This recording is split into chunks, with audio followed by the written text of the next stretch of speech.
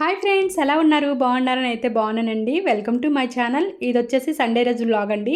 Evening అనమాట. ఇంకా మొక్కల కోసం ఎరువు కావాలని చెప్పి పేడ తీసుకురావడానికి అయితే వెళ్ళాము. మా ఇంటి దగ్గరలోనే కొంచెం పొలాలు, అలాగే చుట్టూ గేదెలు అలాంటివి ఉంటాయన్నమాట. దానివల్ల మాకు ఎరువు అనేది ఈజీగా మాకు దొరుకుతుంది. ఇంకా మేము వాళ్ళని అడిగి పేడ అయితే తెచ్చుకుంటామండి మొక్కల కోసము. పేడనైతే గోను సంచుల్లోకి ఎత్తేసాము. ఇంకా మేము నేనైతే వచ్చాము, పక్కింటి ఆంటీ. ఇంకా ఆంటీ వాళ్ళకి కూడా మొక్కలు ఉన్నాయి, వాళ్ళ కోసము అలాగే నా కోసం అయితే ఇంకా వచ్చామన్నమాట తీసుకెళ్ళడానికి. ఈవినింగ్ 5:30 అవుతుంది. నేచర్ చాలా బాగుంది. మీకు కూడా ఈరోజు నేచర్ అనేది చూపిస్తాను. పల్లెటూరు వాతావరణం ఉంటుంది అనమాట మేము ఉన్న దగ్గర. ఇటువైపు వచ్చేసరికి పంట పొలాలు ఇవన్నీ ఉన్నాయన్నమాట, మీకు చూపిస్తాను. నాతో పాటు చూసి ఫుల్ ఎంజాయ్ చేయండి. ఫస్ట్ టైం కనుక మన ఛానల్ ఎవరైనా చూసినట్లయితే ప్లీజ్ లైక్ చేసి సబ్స్క్రైబ్ చేసుకోండి. వీడియో అయితే స్కిప్ చేయొద్దండి, చివరి దాకా చూడండి. ఇప్పుడు చూడండి, ఇవంతా పంట పొలాలు. ఇటువైపు వచ్చేసి కూరగాయలు ఇవన్నీ వేశారనమాట. నేను ఇటువైపు ఎప్పుడు వెళ్ళలేదండి, ఇన్ని రోజుల నుండి ఉంటున్నాను. కానీ ఇటువైపు చూడండి పంట వేశారు, అంటే ధాన్యం పండిస్తున్నారు. వరి వేశారనమాట. ఇటువైపు అరటి మొక్కలు ఇవన్నీ చాలా బాగుంది గ్రీనరీగా. అసలు అక్కడైతే చాలా ప్రశాంతంగా ఉందండి. చల్ల గాలి, ఏ సౌండ్ కానీ పొల్యూషన్ కానీ ఏమీ లేదనమాట. అంత చక్కగా ఉంది. ఇంకా మాకు పాలు పోస్తారు కదండి, ఆంటీ వాళ్ళకి పొలం కూడా ఉంది. అంటే పొలం లీజుకి తీసుకొని ఇలాగ ఆకుకూరలు కూరగాయలు వేసుకొని పండిస్తారు. ఇంకా అలాగే గేదెలు కూడా కొనుక్కొని పాలు కూడా ఇంకా ఆ విధంగా వాళ్ళు వ్యాపారం అనేది చేసుకుంటున్నారు. ఇగోండి పంట పొలం చూపిస్తున్నాను. ఆల్రెడీ ధాన్యం కూడా స్టార్ట్ అయిపోయినాయి.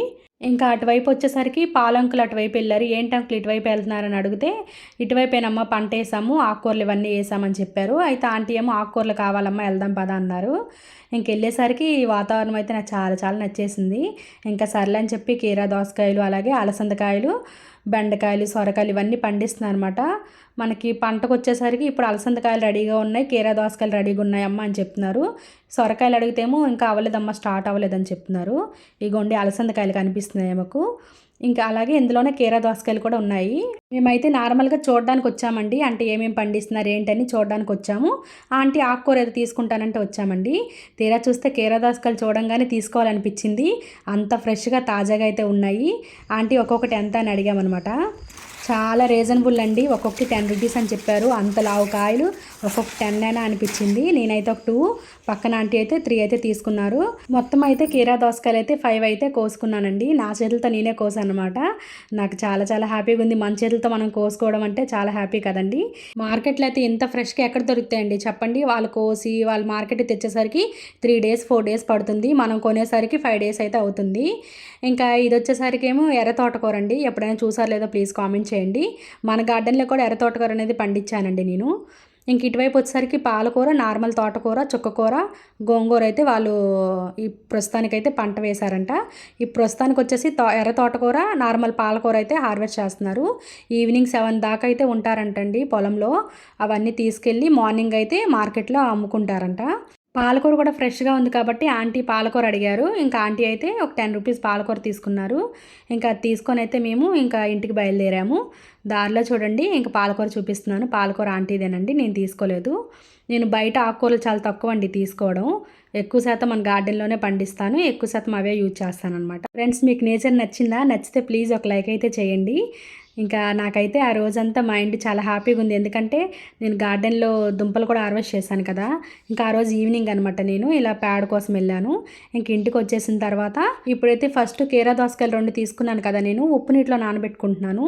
ఎందుకంటే వాళ్ళు కిందే కదా పండుతాయండి కీరా దోసకాయలు.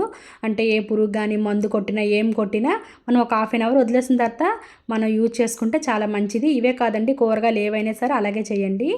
ఇంకా నేనైతే గార్డెన్లోకి అయితే పేడ అవన్నీ తీసుకొచ్చి పైన పెట్టేసాను ఎరువు. మా అబ్బాయి కూడా హెల్ప్ చేశాడండి నాకు. ఇగోండి టైం అయితే 6:30 అయిపోతుంది అప్పటికి. ఇంకా ఇప్పుడైతే నేను నెక్స్ట్ డే అనమాట ఎరువు అయితే మట్టిని ఇలా తవ్వాను కదండి, దుంపలు తవ్విన చోట ఆ మట్టిని అంతా సపరేట్ చేసి ఫస్ట్ పేడ, అలాగే ఎండిటాకులు, కూరగాయ తొక్కలు ఇవన్నీ వేసేసి దానిపైన అయితే మట్టి కప్పేసి ఫుల్గా అయితే వాటర్ వేసేస్తాను. మనం ఇప్పుడు ఇందులో మొక్కలైతే నాటుకోవచ్చు.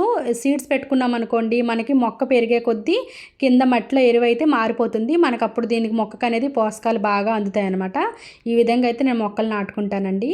వీడియో నచ్చితే లైక్ చేసి సబ్స్క్రైబ్ చేసుకోండి. పక్కనున్న బెల్ ఐకాన్ని క్లిక్ చేసుకోండి. Thank you for watching. Bye bye.